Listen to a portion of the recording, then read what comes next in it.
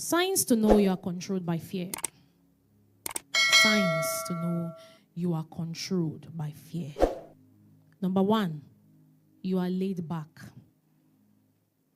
Signs to know that you are controlled by fear. You are laid back.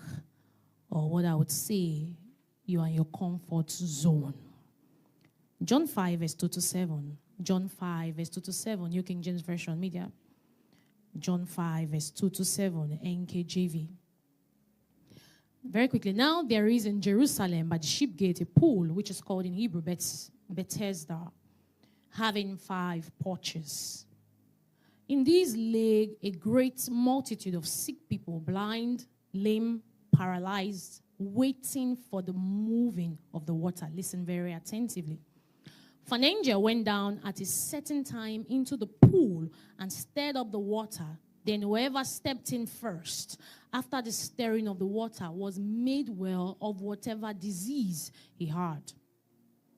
Now a certain man was there who had an infirmity for how many years? When Jesus saw him lying there and knew that he already had been in that condition a long time, he said to him, "Do you want to be made well?" Very wonderful question. The sick man answered him, "Sir, I have no man to put me into the pool when the water is stirred up. But while I am coming, another steps down before me." Now listen, this man was laid back for 38 years. I have pondered on these scriptures severally to see that it wasn't necessarily the infirmity that made him stay back for 38 years. It wasn't. It's that he was one who was given to excuses. When we talk about comfort zone, it's not necessarily because you are comfortable. It's because you are comfortable with your excuses. It's not because you are comfortable. It's that you're just comfortable at a point, at a level. You are hovering around it for a while, and you are just comfortable. It could even be that people applaud you a whole lot, so you are relaxed on the level. It could be that you're actually having results, but you are just rested on a level. This was the story of this man. He had an infirmity. We're told from the scripture that he had an infirmity for 38 years. Interestingly, there were people in that Bethesda that also had different kinds of condition. So he wasn't actually the one that was afflicted with infirmity. He wasn't only the one that had a disease. It was stated very clearly that there was the lame, there was the blind, there were different kinds of people there.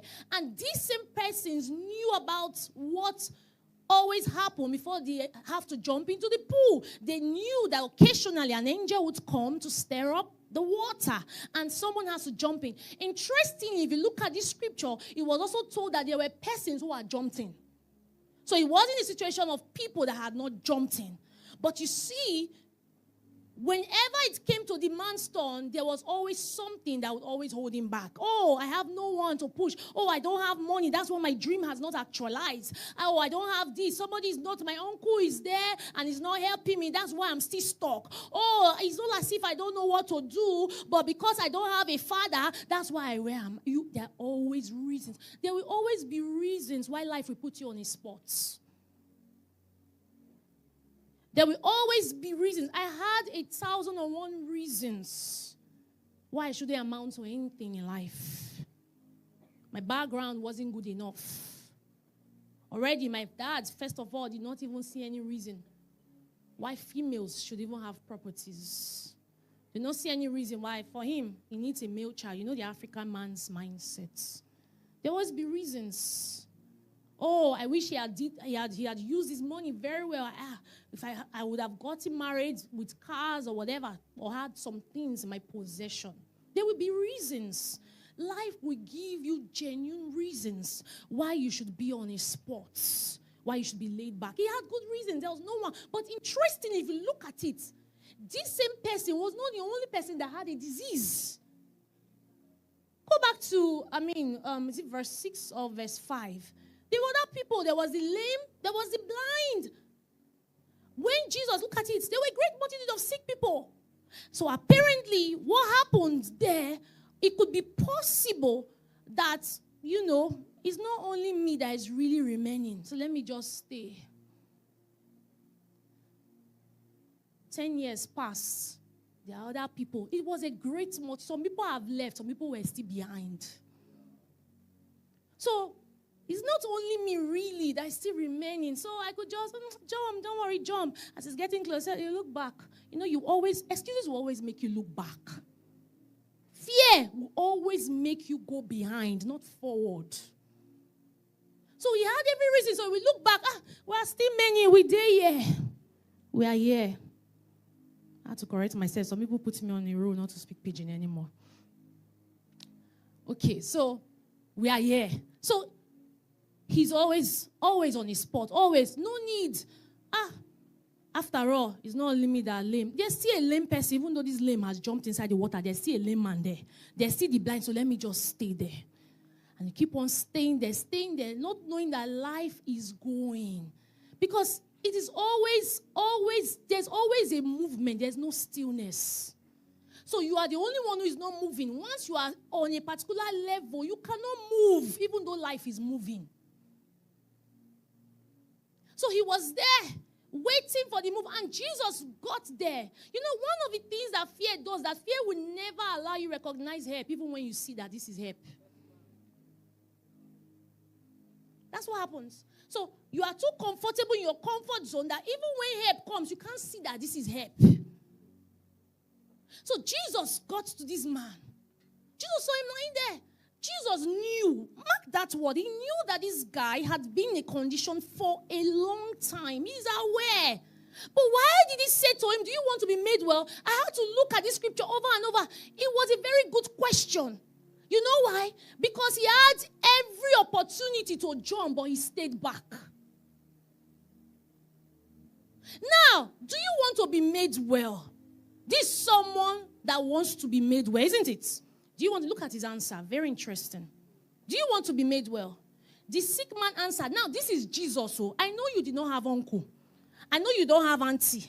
You don't have cousin. There's none of your relative in Bethesda that can pull you to jump. Probably every other person that has jumped, maybe they had one support, but you are the one who did not have. Okay, now this is now Jesus. He's the Almighty.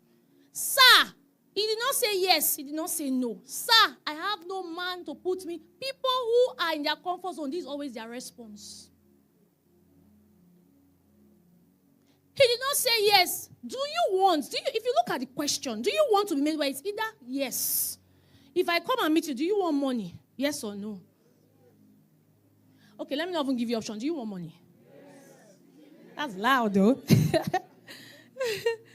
Simple. Do you want to be made well? He started giving stories. People who are in their comfort zone always give stories. They love stories but never make history. Stories. They will give you all kinds. I remember one day I met a guy at the airport. I was fed up. I said, God, why did they shift my flights? I was there. The man was giving. I said, why are you not married? He said, did you see, he gave me one veteran actor. Did you see what happened? Did you see the news? I said, oh God, the question is, why are you not yet married? He was giving me all the blogs, all the news. In my head, I was like, this guy can't get married. That's what fear does. He was scared, obviously. That was a symptom. That was a sign.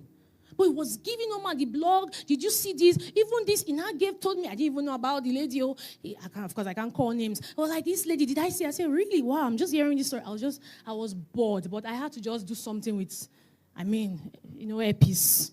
So I just stayed there. I was listening to the man's story. He was talking. He said, didn't you know about this lady that even she's supposed to be a Christian? She serves in one church. She called the name of church. Do you know that even the other people were wild?